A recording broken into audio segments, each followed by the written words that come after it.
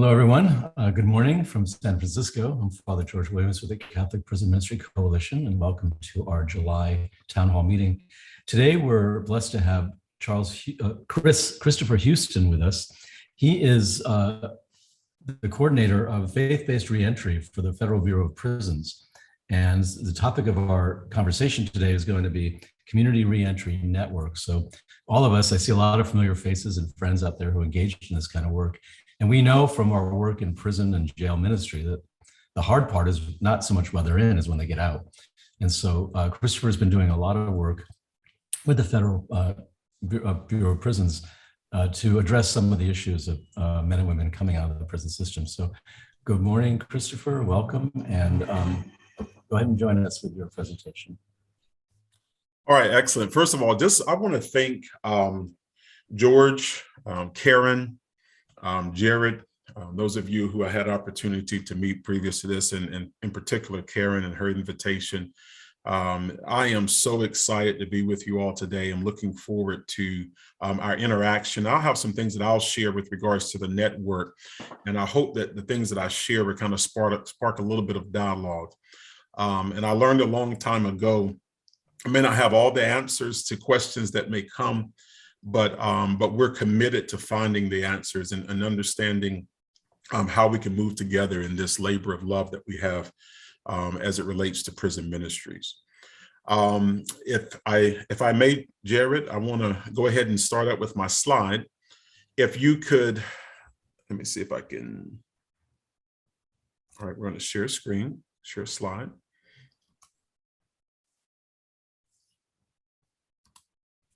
Okay. All right. So I want to just kind of start by explaining to you a little bit about the Community Reentry Network. And in fact, before I even kind of get to some of that, if you'll excuse me for one moment, this is actually a different kind of, okay. So as we talk about the Community Reentry Network, I want to just kind of introduce you to the idea of how I even got to where I am. I am Christopher Huston. I'm a chaplain of the Federal Bureau of Prisons for over 18 years. I've had the privilege of serving this agency and working with men and women behind prison walls in a fashion that I just think is so such a blessed, sacred space, if you will, opportunity where men and women are at a place where if they come into the chapels that we serve, often are ready to hear and share their life and learn of God and all manners of open to opportunities to learn how they can better their lives and move forward and correct some of the things that maybe they have done in their past. And so I've been in that space. I started out as a hospital chaplain at Duke Medical Center back in 2000. Where I did CPE work, it was clinical pastoral education. I left there and started my work in corrections with the state of North Carolina and worked with the juvenile correctional system. And when I got to the juvenile correctional system, God said something to me that was quite interesting. Well, towards the end of my time there, 2 years, he said something quite interesting as the Bureau of Prisons began to reach out and ask me about coming and sharing with them in that setting. The release didn't come with the job description or the pay raise that was imminent by going to the federal. It was God's still small voice that gave me the okay to go. And when he spoke these words, I had no problem putting my application in with the Federal Bureau of Prisons. Here's what he said to me.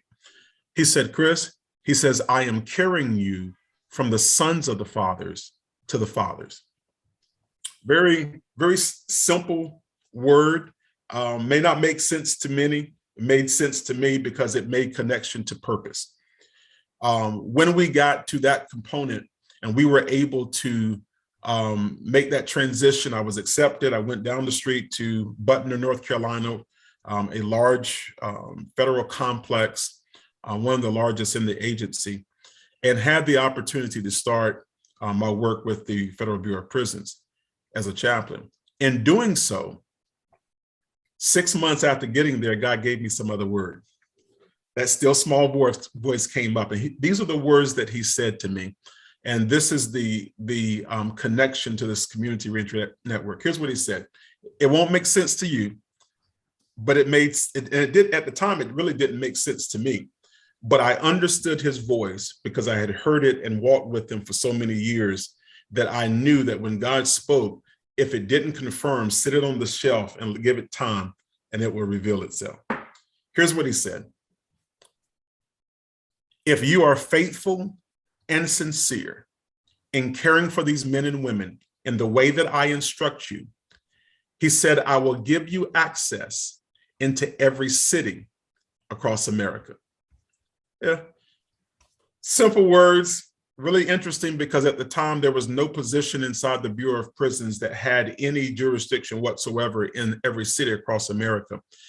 That even the director of the Bureau of Prisons did not have a responsibility in every city across America. So God's word at the time, though I recognized his voice, the words themselves, I did not understand. So I set it on the shelf. Do you know when that position existed? There was a position written into existence in the summer of 2021. And that position, I'm the first recipient of, and its jurisdiction is in every city across America. What's powerful about that, what's very powerful about that is, and empowering, is the fact that if God spoke it 18 years ago, and it manifests itself in a time when reentry is where it is, and when my career has developed, and my understanding of things both inside the walls and my connection with community outside the walls come together at a point for a mission and an opportunity, the CRN becomes that manifestation. And so while the writers of the CRN contracts and those who envision the need for recidivism, and those who envision the need for the community to embrace reentry, did what they did because they were obedient to whatever was spoken to them, I came in to intersect that in this particular time. And my mission is this community reentry network. So therefore, what is the community reentry network? And that's the question, right? But I wanted you to understand this whole component, because when I step into this role, I stepped in knowing that God had ordained it. And in God's ordaining, there came a confidence, there came an expectation that God was going to do exactly what I had been assigned to do. And that's why we're here today, because I'm real confident that what I'm getting ready to share with you is not only a need for thousands of men and women, not just in the federal system, and I'll talk about that in a second, but for men and women all across this nation who are returning citizens back home with the expectation and hope. If we do what we do here, and we make the connections that we have the opportunity to make on this line today, we serve an entire population of people in a way that I believe makes heaven smile. If I can present to you the Community Reentry Network. Purpose. The initial purpose for the Community Reentry Network, it was real simple. We were to develop an agency-wide, Federal Bureau of Prisons wide community, I apologize, let me try to see if I can turn this down. A agency-wide community reentry network, an electronic clearinghouse of faith-based organizations for reentry referrals and mentoring support for inmates upon their release. Now, what's powerful about that, excuse me one second, I apologize. I'm trying to turn this off here. Okay, there we go.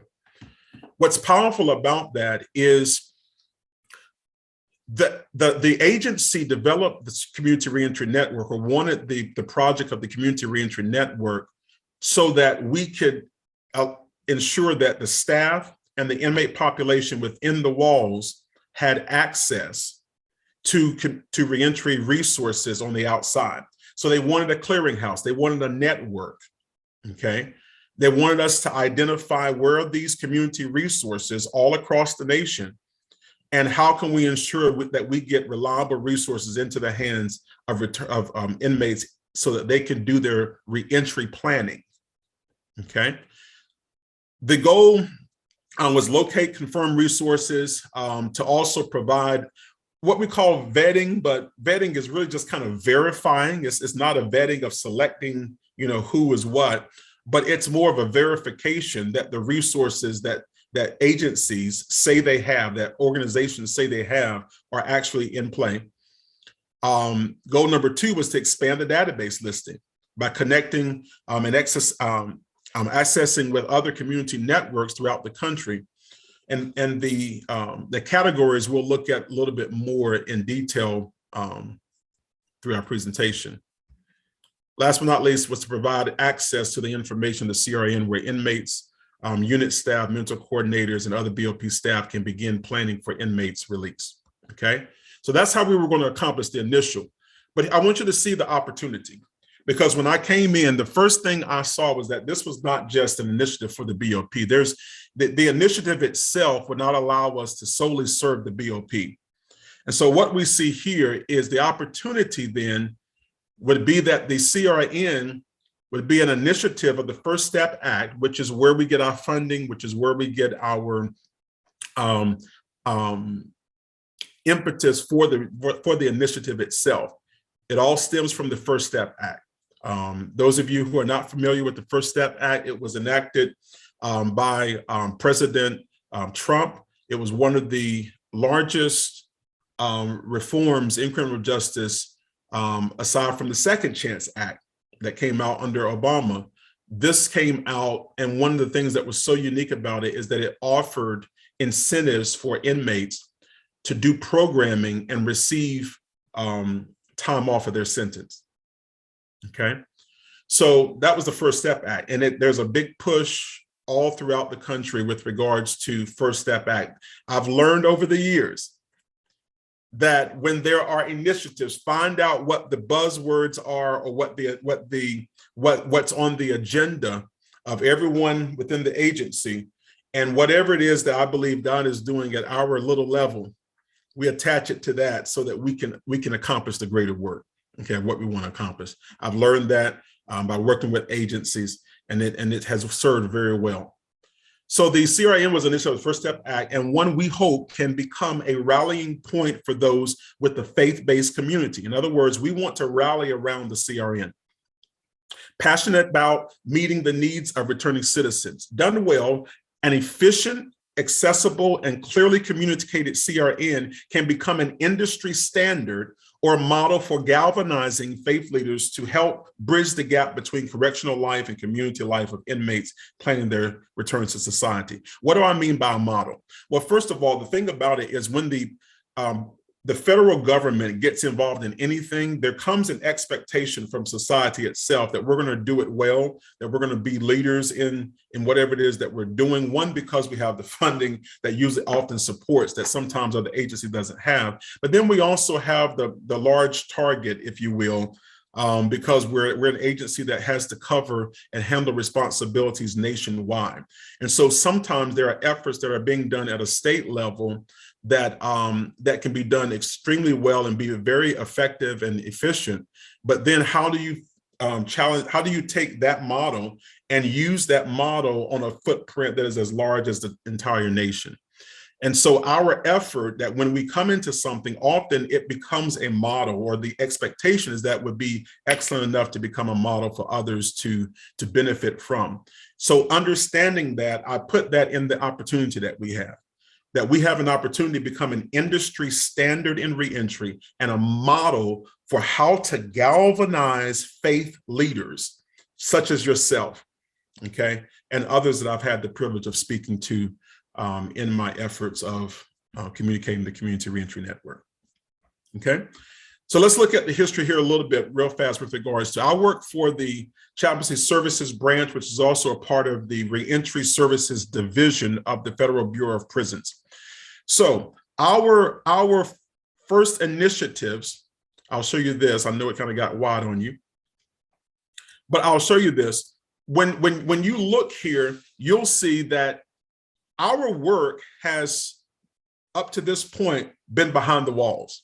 Everything we do, okay? So our reentry efforts, Life Connections program, an in-resident program of reentry, faith-based program of reentry. We have 6 institutions across the country that have a Life Connections program. Inmates are bussed in, they're transferred to these institutions once accepted into the program, and are there for approximately 18 months, given the opportunity to work on very intense reentry needs and programming, things of that nature. It's an outstanding program, but it's existed inside the walls, okay? Houses of Healing was another First Step Act approved program. Olive correspondence course, Olive has a correspondence course that's FSA approved. Interfaith cooperation, teaching inmates how to cooperate from an interfaith standpoint. How do you work as a community of believers that may have different religious beliefs, but yet how do you accommodate that in the context of community without compromising your own faith? Then the Threshold program is the little sister program to the Life Connections. While Life Connections is in resident, Threshold is non-resident. So all the other institutions in the Bureau of Prisons that do not have a Life Connections program have the opportunity to do Threshold so that they benefit from some of the same resources, maybe without the budget or without the more intense elements, but they do get an opportunity to do some reentry training.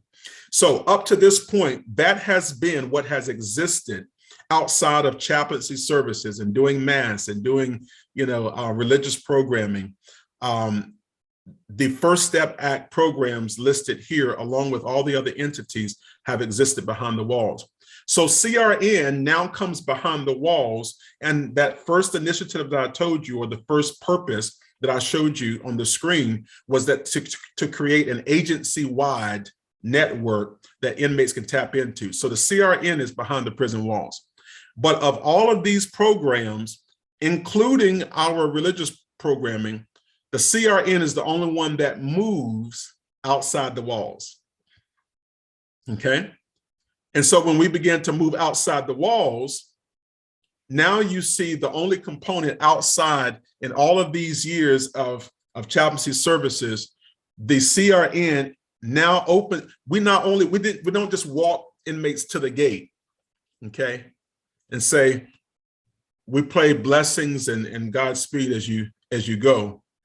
Now the CRN can walk with them through the doors. In other words, the information from our community reentry network, our goal is that they not only have access to it inside the walls, obviously if it's going to be fully effective, they're going to have access to it outside the walls.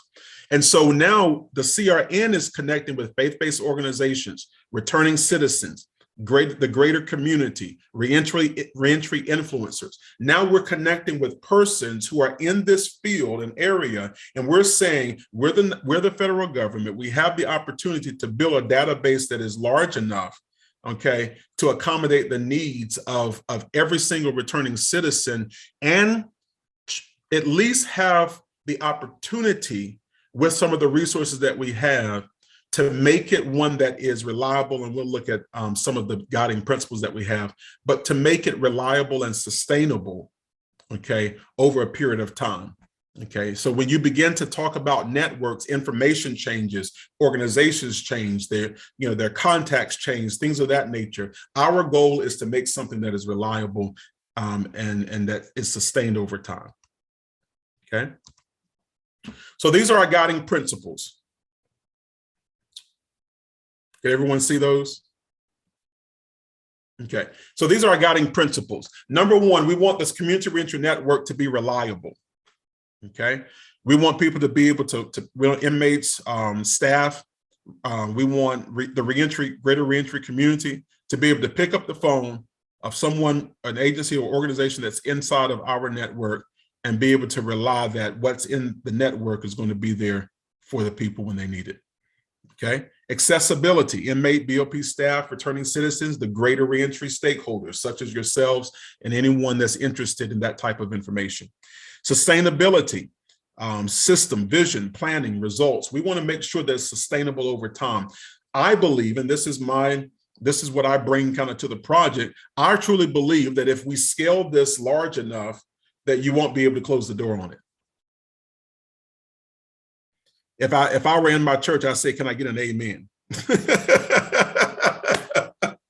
Okay, because it's important, because the larger it becomes, the more people it begins to meet the need of. I truly believe, and the more we tap into this reentry area and meet the need of the greater and the largest components of returning citizens back to the community, then it becomes something. It's almost like this. I explain it this way.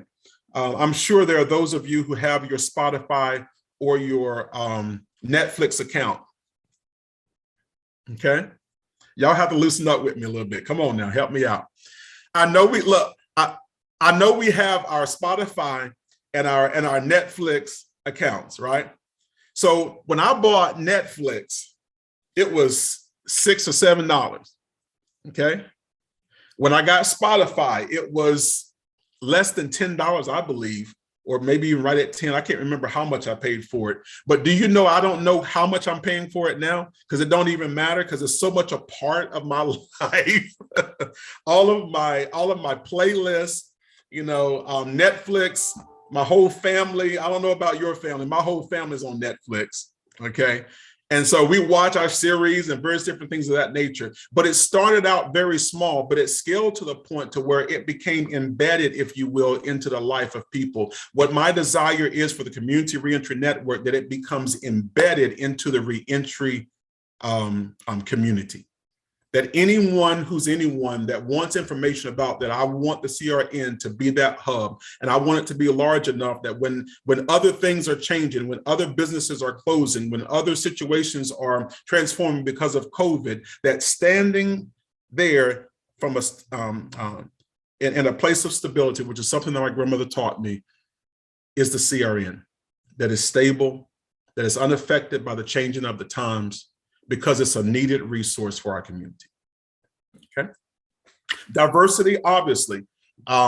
These are not with the Catholic prison ministries. This is not the only communication I'm having. I'm having dialogue with Muslims, okay, and their organizations. I'm having dialogue with Buddhists and Hindus. I'm having dialogue with faith leaders of a diverse nature, because the men and the women that we're serving coming out of these prisons are diverse in their faith and their tradition and their religious beliefs. Okay. I am unapologetically a Christian pastor. Okay.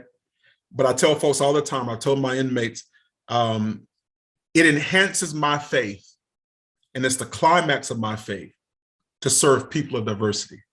When the unconditional nature, love, and care of Jesus Christ can reach out into the community and love on somebody without them having to meet a prerequisite, and let them experience the love of God, I believe that's how I have to serve. That's how I served for 18 years inside the Federal Bureau of Prisons. I've served unapologetically. I've made no apology about who I believe and what I believe concerning Christ, but I also have allowed the Christ in me to serve people of diversity in a way that doesn't compromise my faith, but introduces them to what I learned back in seminary, the living epistle of Jesus Christ, that ministry, the incarnational presence of Christ, that ministry without words, that ministry that just through service can go a long way with helping direct people towards hope. Okay, so diversity is important. Last two, data research, key component. In fact, it probably needs to be one of the first components on this, or at least at the very top, because data and research comes as is what we're getting, and you'll see this in some of your you'll see this in the next few slides. What we're getting from what we've built so far is data. And the data is coming from the research that we've done with regards to the network, trying our best to galvanize the faith community. Okay, so I'll talk about that a little bit more. Last but not least, unity, the need for us to collaborate, the need for us to have these kind of conversations, a unified mission, a shared cooperative spirit with regards to returning citizens. Okay, our current partnerships, Sampson, Jefferson and Associates, they've been helping us build and do the vetting. Then Accenture Federal Services has also been there to help and assist now with the IT component and helping us go public, if you will, once we roll out the CRN. All right, so to date, our initial goals for the CRN were to have 500 faith-based organizations in 1 year. So by the end of 4 quarters, the goal was to have 500. But at the end of the first quarter, we had 384. At the end of the second quarter, we had 536 vetted. And then the third quarter, we vetted 453 faith-based organizations. We are now at the point of 1,374 fully vetted FBOs that are listed in our community reentry network. This is exciting. This is very exciting because what it does is it gives us that scalability that I'm talking about so that as we continue to grow the network, we begin to, I'm ready to compete with Netflix and Spotify. Okay. That's my model. That's my method. All right.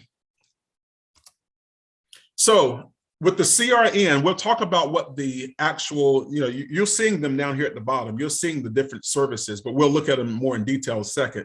But the first 6 categories of the Community Reentry Network, this is the data we started to get back once we began to plug organizations in and the listing of what their services were. This is what we got back. Obviously, housing assistance, faith-based organizations, 823 faith-based organizations are providing housing assistance in our network, okay? 738 are providing food service. 663 providing healthcare and medical services, education, employment services. Case management was one that was added because we've started to find a trend that there are a lot of faith-based organizations that actually provide case management.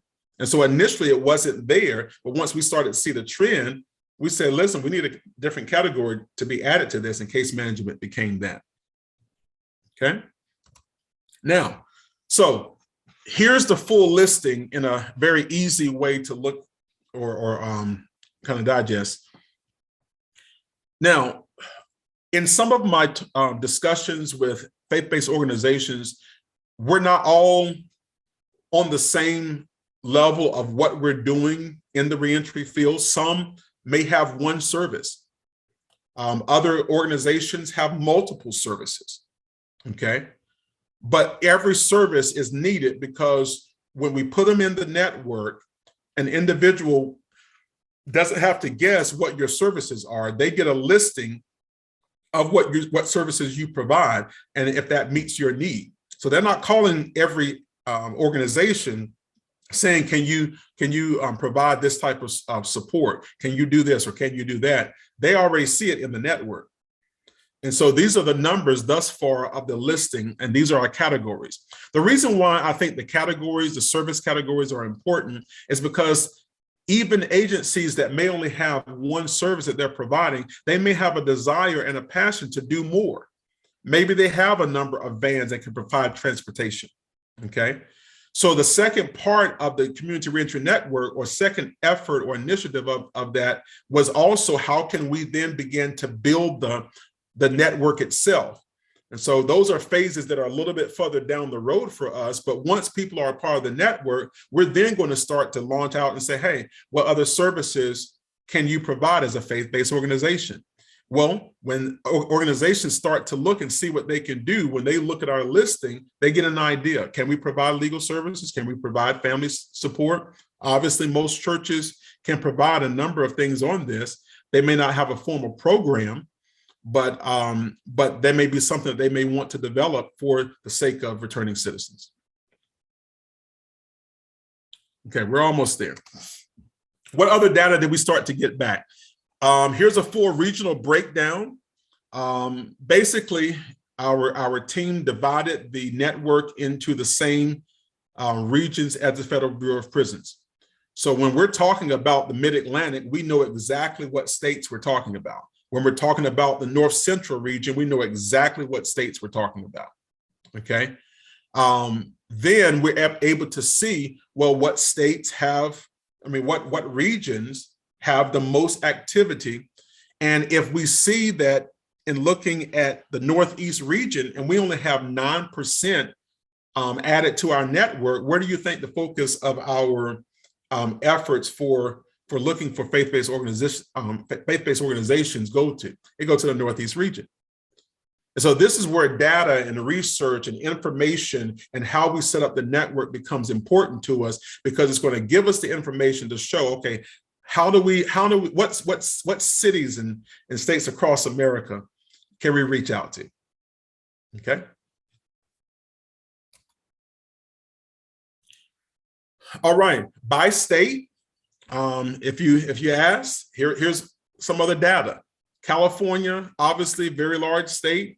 It's got 108 faith-based organizations. The top 5 are in yellow. Florida, another large state. Texas, another large state. So some of this doesn't come as a surprise, but to be honest with you, it really doesn't matter how large the state. It matters how large the reentry passion is within the state. And so you can have a small state, but that state could be very driven by reentry initiatives, okay? And so we're not competing states for states based upon numbers, but these numbers do give us some indication as to where we might need to do a little more work with regards to trying to get organizations to be a part. And this is just as of 3 quarters. We're in the 4th quarter. Our reentry network is still scaling, it's still growing. And I'm really excited about it. Okay, I'll take some questions here in a second. We're almost finished here. All right, so if you want to know what the Community Reentry Network looks like, here it is. Here's your first look. I went to my team in the early stages and I said, listen, is there a way to put this on a map so I can actually see visually where our components are and where we need to direct our efforts? This is what they started out with. It's a pivot table. It's not the final version. It's just really a simple little piece that we're using right now. This is just a picture, but you can scale over these right here and get a little bit of information, things of that nature at this point on the pivot table. But what we're doing with our partnership is we're working with our other partners to develop this into a fully interactive map.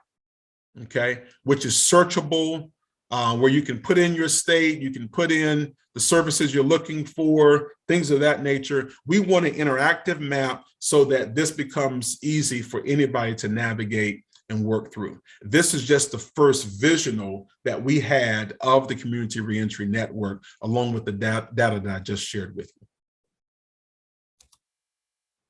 So this is what an entry would kind of, we're using right now a spreadsheet.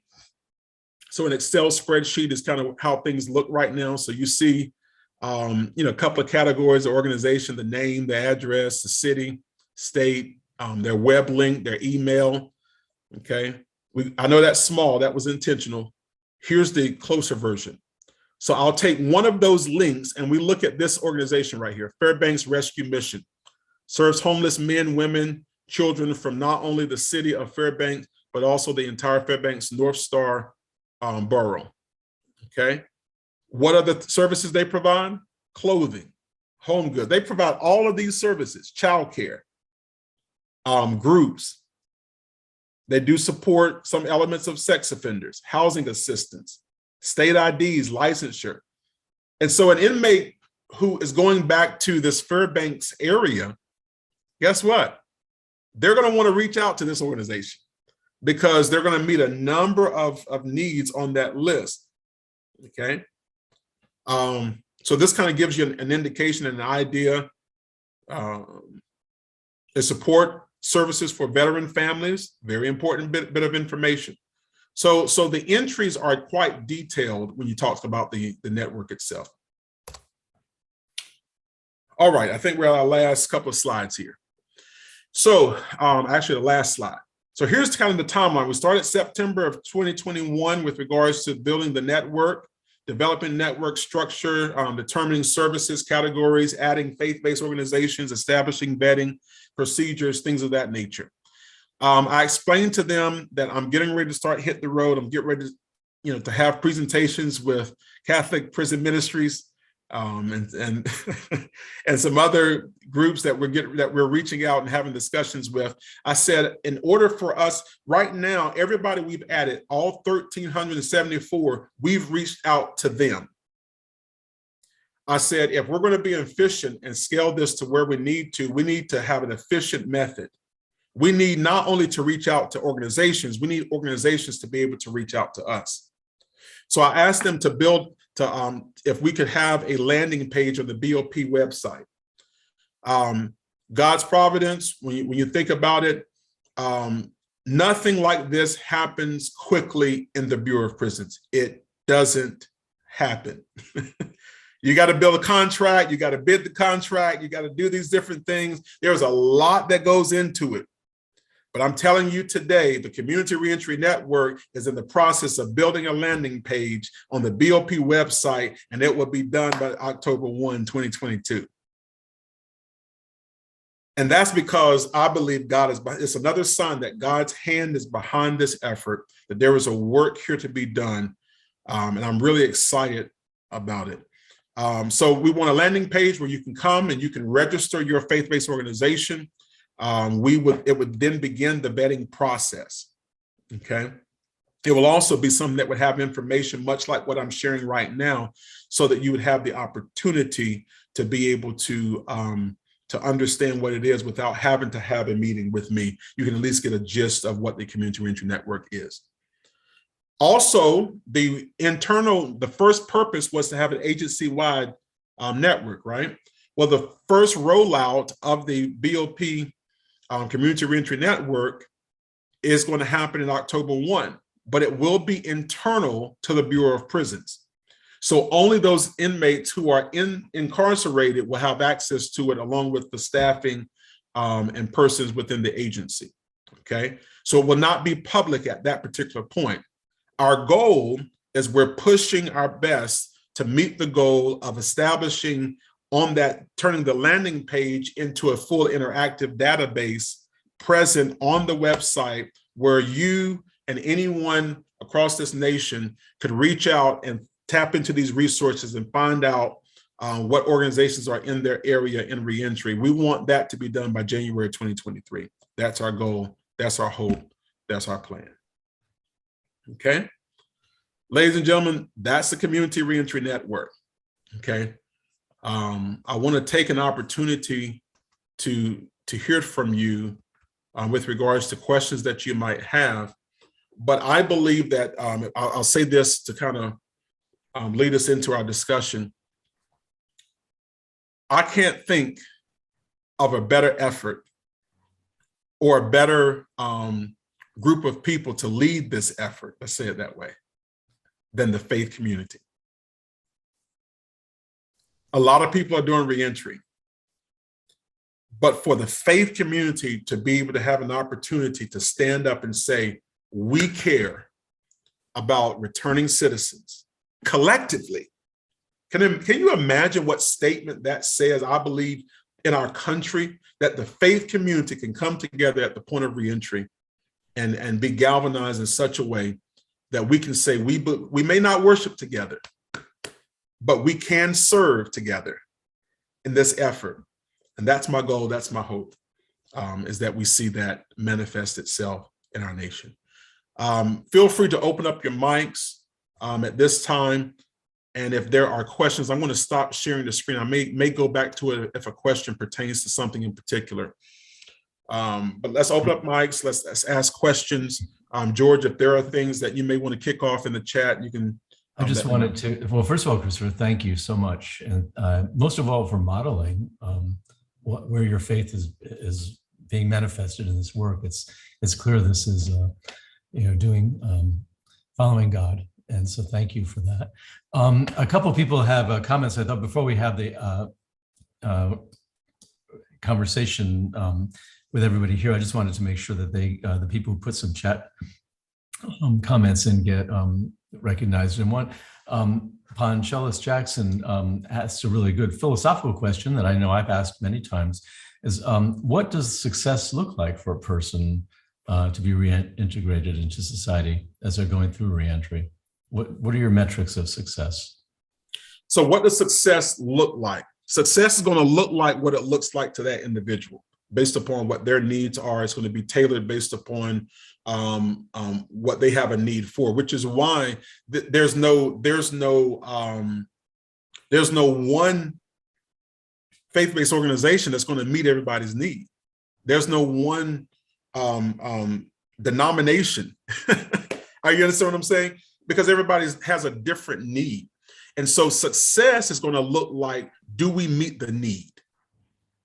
Okay, do we have resources? Have we identified enough resources so that when that person, watch this, when that person picks up the phone and reaches out to its first faith-based organization, is this network reliable enough to meet the need of the first call? Why is that important? Because I do not believe that, I'll put you this way. I truly believe that when some individuals don't get results the first call, we start the process of recidivism. Yeah. Right. Okay. In the sense that some will say, you know what, see, I know I couldn't count on this faith group. See, I called 2 times, I called 2 groups. I want it to be reliable. Success is, are we reliable enough to meet the need at the first call, or at least be able to show a level of sincere care for returning citizens at the first call? Mm-hmm. And the first way that I believe we can do that is by, number one, giving them information. Now, I can't account for your ministry or anybody else's ministry and how they do what they do. But my goal is to at least put the information there so that no one is discouraged in their efforts of reentry planning, okay? That no one is discouraged because they don't have resources. If we can provide the resources, that's I think one of the first steps. It's not the only thing that makes a thing successful, but it's the first. I think it's the first step. It's a first step for someone who is mentoring a returning citizen and wants to say, hey, listen, we got these list of resources. Are you ready to be responsible and take and let's make the calls together, and let's do the things that we need to do so that you meet your needs and we can put things in place.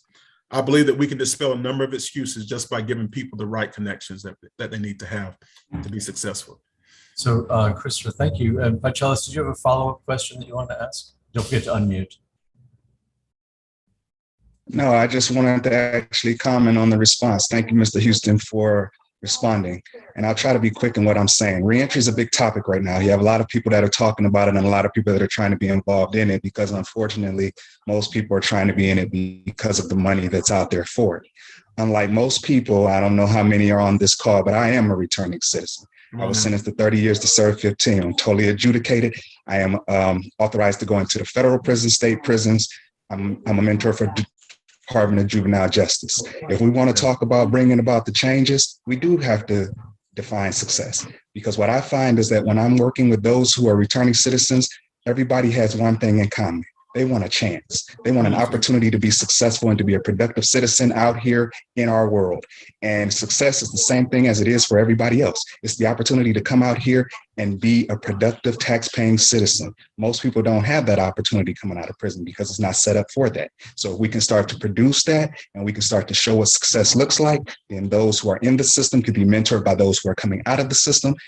Then we can start to show the general public and the working society that these are people who deserve an opportunity to be productive citizens in our community. These are individuals who can have careers, not jobs, because you can't come out of prison making minimum wage $15, $16 an hour and be successful. It's not going to happen. But if we can start to show our workforce that these are people that deserve an opportunity to work careers and be successful, productive citizens in our communities, homeowners and things like that, then that's what success will look like. And you'll have those that are coming out of the system wanting to implement that in which they see, because they're seeing people that have done it before them, and they know that they have an opportunity to do it if they so choose to. That's what we need to start to show. And the church said, Amen. Amen. yes, sir. Thank you. Well said, sir. Let's define. Here's what I hear you say. Let's define success clearly. I agree with you 100%. Let's define success clearly. Okay.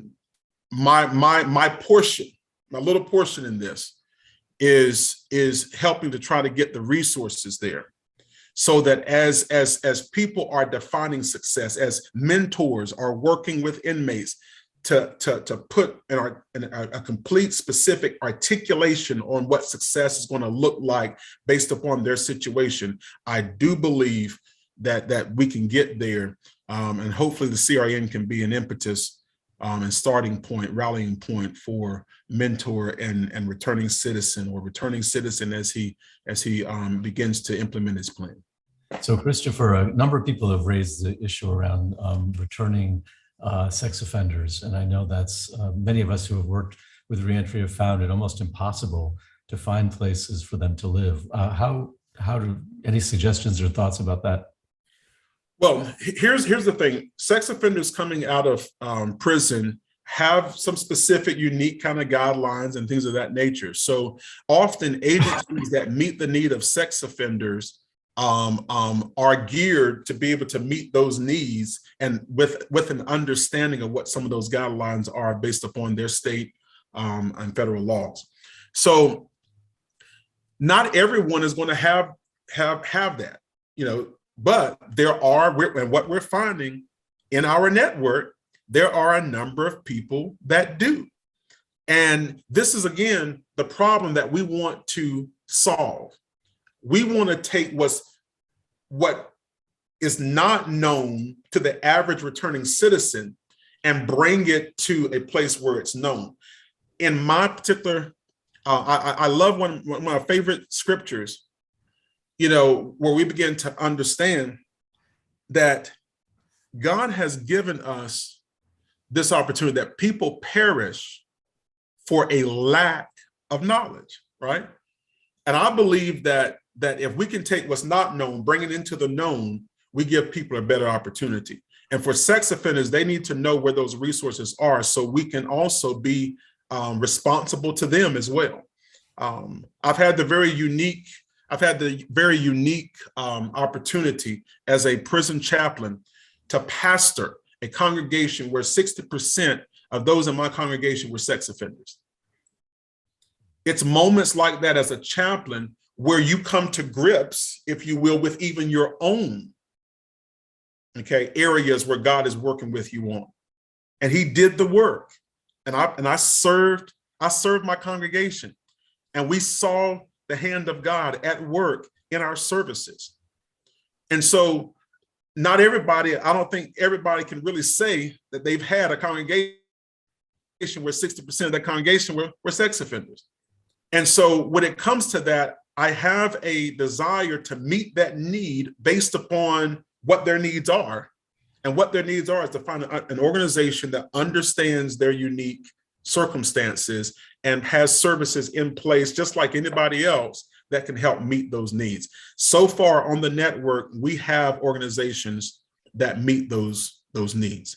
If you saw on our slide, I won't share it again, but on our side, there were at the time 360 of the 1,300 plus organizations that are in our network that serve sex offenders. That's a start. That's a start. The floor is open. We have about 10 more minutes. So oh, wow. Speak up and ask a question. Try to maybe keep your question short so we have time to get as many in as we can. I'll try to keep my response short too. Okay. Hi, I'm Lynn Klein. And I have a question about if our organization, I'm with Church of the Holy Family in Virginia Beach, Virginia. Okay. If our organization were to register when your website is up and running, my question is about housing assistance. That seems to be a pretty broad category. It is. where perhaps you actually provide housing, or whether you can assist with somebody finding housing, or Exactly. whether you're going to assist with helping them pay for housing. Mhm. So how would you determine, how would our group, for instance, determine if we were able to check that box? What are you looking for? Well, we actually, we look at what you provide, how you describe your services. We look at that, and then we put you in the category that best suits. Okay. And we list it. So if you're providing any component of that, you're under the broad scope of housing assistance. And when they get to your specific listing, they see the specifics and the details of how you provide housing assistance. Okay. And so we're just that pool that brings the information so it's accessible. That's all. Okay, So, thanks. mhm. Feel free. All right, let's go with Bruno. Hold on, I'm gonna take a stab at it. Bruno Kepsis. You got it. Great job. Thank you. And terrific presentation. And I really appreciate the term returning citizen. That's a beautiful, beautiful term. And to give you a little bit of idea about myself, I'm in the Seattle Archdiocese. In terms of my background, there's been a history of family incarceration. My family, I would have been third generation if I had followed that path, and our family would have had at least 100 years of that type of history. Fortunately, was able to take the right path and make the right decisions, but that's by the grace of God and having great mentors, and for people like all of you on this call. So thank you to everybody. I do a lot of work with Echo Glen. It's a juvenile detention center here in our area. It's for youth who are in detention. I'll be going there today. It would be beautiful to see a reentry program for them. You can imagine if it's tough for a grown man or grown woman coming out of the system. You can imagine if you're 18, you're shown the gate and you're on your own, and you've been in foster care maybe 10 years. And I don't even know what type of programs are out there for them. So I do a lot of work with them, and also with the Genesis Project, a faith-based organization getting women out of trafficking and out of prostitution. The statistics you showed were fantastic, because it definitely relates to the human story, the human condition that I've been hearing. So I would like to say a lot of your data was very much validated what I hear when it comes to case management. I think case management is critical. I also put an article in the chat regarding the Seattle Times that brought some great points you brought up today as well. Okay. My question and thought here is, as I take a look at everything right now, it's very difficult to scale as an individual. As I came out of the Catholic Ministries cohort program, taking on next steps is hard to scale. And I see a lot of these grassroots organizations. I'm curious to know guidance that you can provide to folks like me. I think I have a lot more I can offer, and I can scale. I teach several courses for those within Echo Glen and other programs. And I want to do more, but man, it's tough. And as you mentioned, with the way that the prison system is operating at state level, or at juvenile detention level, or at federal level, it's tough getting things done, or even bringing in volunteer work or goods. So I would say that's one of the challenges I had. Definitely looking for guidance from you or anybody else, how to scale bigger and better, especially for those wanting reentry. I think the gentleman, if I pronounce it correct, Ponchelis, once you come out, we need to make sure those folks have a shot, those returning citizens. The background and culture I came from in my city in Chicago called Cicero, they were part of the community. Even if you were in the system, you're in Joliet or Cook County Jail, you were already part of the family, the community. But when you got out, hey, you were white. Your history and background was wiped clean. It's a clean slate. But I don't think we have that today. So curious to know how people like myself can offer more, but especially when we have so many organizations and the coordination maybe isn't there. So Hey, Bruno, for the sake of Bruno, let's get the answer, because we have other fields. For the sake of time, let me answer that quickly. I believe the way you can do more and scale it quicker is to partner. Find the agencies in your area that are in the field, work with them, collaborate. what you can do is nothing in comparison to what the faith community can do collectively in your area. Get with them, find those resources, and they will give you indication of how you can scale what you're doing personally, but it will also give you a network of support, both for information and other things. So that's my recommendation there. Let me speak to quick things. And Orla, I want to take your question at the last second. I know we're close, but let me just say this real quick. There was a question that asked with regards to, can we get the list? At this particular point, a list is not available, okay, for the public.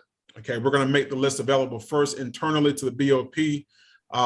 The list will not itself to the public won't become available until hopefully what we're hoping and our goal is January 2023. With regards to you having public access, we have to roll it out inside BOP first, but you can be added so they can reach out to you. Okay, so believe me, that's coming. You're going to have access. We'll get you there.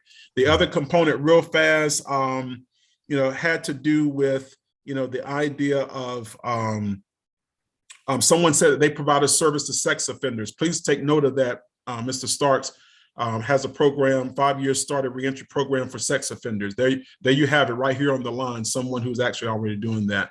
Orla, go ahead, if you will, and ask your question. Let me see if I can do that in the last 3 minutes. Yep. My name is Orla. I'm with the Irish Council for Prisoners Overseas. So we work with a very specific group of people, either Irish citizens or those entitled to Irish citizenship.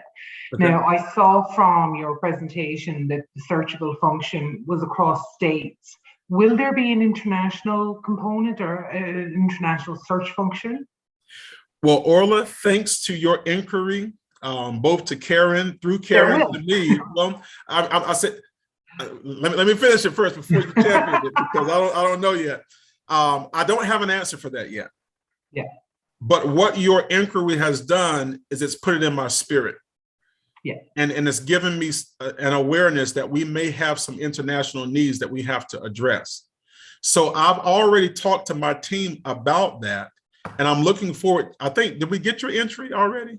Yeah, I sent it to you this day last week. And I would say, I suppose, in terms of like a faith-based organization and a support organization, we cover all of those sectors and those categories, sex offenders and so housing and all the rest of it. Yeah.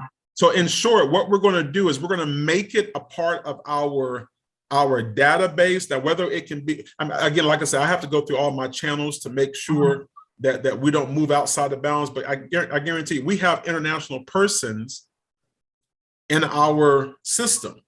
Yeah. And so that question inevitably is going to come up. How do you meet my need? So I don't know quite how to answer it as of yet, but I'm putting you there. I've sent you on to our team. They've already, we've already kind of had a little discussion about it.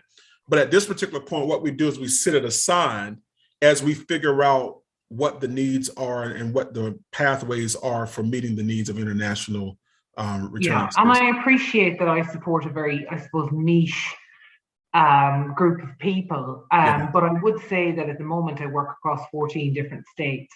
So the need is there, but it's just, I suppose, a lot smaller. Awesome. Thank you so much. I'm gonna turn it back over to Karen and to George, but I want to say thank you for this time. Thank you for this opportunity to share with you here today.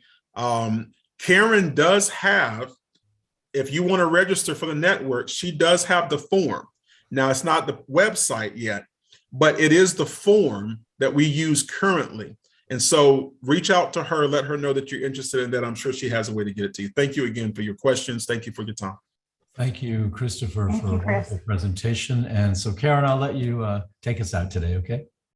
Well, I know you've got a couple of announcements, but I just wanted to give a plea to those that are on the call. We will be sending this video out. I want you to share it with all of your like ministries or people that you interact with. The reason that we held this at this low time when a lot of people are gone, because we're videoing it, we want to send it out and spread it throughout the organizations. But we also want you to identify, especially I saw Catholic Charities on here, Knights of Malta, the different organizations that are on here, for you to identify who your organizations are and to work through your network before October to get them aware of this. And so we can add more because we have a large population. I want to thank Chris because this answered CPMC's. One of our goals was to identify and find out who was doing what, but there was always that twinge or worry about the fact of keeping a database updated, which was eloquently expressed, and how important it is to those on release. So we are very grateful for this and really can't express enough or intensify the plea to please register and to spread this word. So thank you, George. I'll turn over the closing. Thank you. And again, thank you again, Christopher. And let's all of us as people of faith keep Christopher in this work in our prayers. We're going to be kind of taking August as a break because a lot of people are traveling in CPMC, but we have some great events scheduled for September. One is a special event called Reclaiming Wholeness, and that is going to be on September 29th. You can find details to that on our website, CPMC. And that's basically all I had. There's a cohort for foundational training for people who feel called to be working with incarcerated people. And that's the dates are up here on your screen. Again, just go to our Catholic Prison Ministries Coalition website for more details. So thank you all again for being with us today, and we'll see you online in September. Until then, God bless and be safe.